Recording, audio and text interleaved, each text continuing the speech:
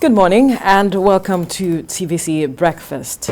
It is 1 year since the historic #EndSARS protest, a youth-driven anti-police brutality demonstration that held governments at all levels at the jugular and shook Nigeria to the roots.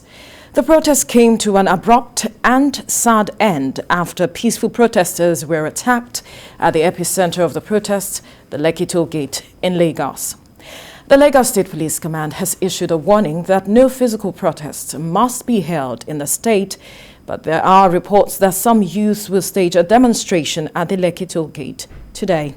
We will be going live as our reporters are on standby and we have guests in the studio to analyze the issue. Now, a large number of youth participated in the #EndSARS protest nationwide, which started basically as a call for the disbandment of the Special Anti-Robbery Squad. As the protest gathered momentum, the demands by the youth began to change. This report, put together by Celestina Area, captures the basics of the protest and reason for agitation by the Nigerian youth.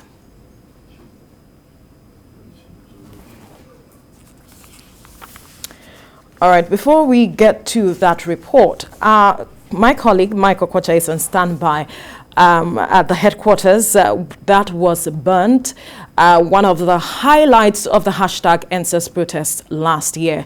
We were both at work, Mike, remember? And although you were not on set that day, I was on set, and I remember, or I recall, how we were all running helter-skelter just to ensure that we were safe. But you are standing there, where behind you we see the ruins of the headquarters burnt. Just talk to us some of the things that you feel we need to know at this point. Well, Veronica, standing here this morning reminds me of that morning. In fact, I had left the office just about 7 hours before the attack that morning. You were in studio. In fact, you were on set that morning, but I had left just about 7 hours, early hours of that morning. Now, behind me is the entrance of what used to be the headquarters of TVC, a multi-billion naira investment in broadcast media in Nigeria, said to be one of the heaviest investments on the African continent when it comes to broadcast media. But I'm standing in front here in what used to be a great edifice, you know, a monument where, because you can see how all the whole place is, people came in from all over just for tourism to watch or to see how the place is and how broadcast looks like, how broadcast equipment and all of that looks like. So let me take you in. But due to the safety, we won't be able to go into all of the places, but we'll just stand so that you can see, everyone can see what this place is now comparative to what it used to be. This is just the scar of the effect or the impact of the EndSARS. Let's go inside and see this. You can see right behind me, is the remains of the great edifice right here. You know, just right there used to be the magnificent studio where we did all of the magic that we used to do. And then you can see how everything is now in ruins. This is the remains of it. We can't go into all of the places because of the building is already marked and, you know, it's compromised, so we can't go deep into all of that. But indeed, this is what Mike, remains, and this is... Yes, indeed, Mike. Just you taking us through what the place used to, what it used to be, this feeling of nostalgia just, you know, completely takes over me, because I recall where you are standing used to be part of the reception. And then, the reception. Yes, and then you move into the newsroom. I recall all of that. You know how it was at the time. And it's just unfortunate that what happened to have started as a peaceful protest, ended up bringing some level of destruction with regards to this edifice, like you rightly pointed out. But what are the lessons for you moving forward that we should pick as Nigerians moving forward?